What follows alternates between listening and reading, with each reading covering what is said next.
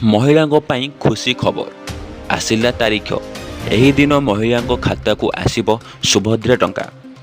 खबरटी जानवा पूर्व आपन जदि आम चैनल को प्रथम थर पर आसीचन चैनल को सब्सक्राइब करने सह वीडियो को बहु मात्रा शेयर करने को जमर भी भूलु ना।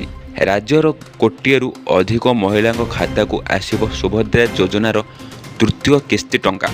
एने तारीख घोषणा कर सारी राज्य सरकार। पूर्वर दुईटी पर्यायर 10,000 टंका मिल सारी आउ किछि दिन पर सुभद्रार तृतीय किस्ती टंका हिताधिकारी खाता को आसीब।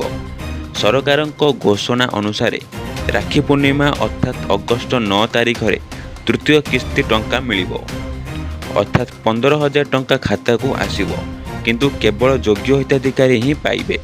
अयोग्य हिताधिकारी आवेदन करिले ना सरकार काटिदेबे। द्वितीय किस्ती टंका मार्च 8 तारीख में महिला खाता को आसीथिला। एहा परे आसंता राखी पूर्णिमा तृतीय किस्ती प्रदान कराजिबो बोली उपमुख्यमंत्री प्रभाती परिडा सूचना देइथिले। सुभद्रा योजनारू जेपरि कौनसी योग्य हिताधिकारी वंचित न हुअंती सेतिपे घर घर बुली हिताधिकारी को चिन्हट कराजिबो बोली उपमुख्यमंत्री परिडा कहिथिले।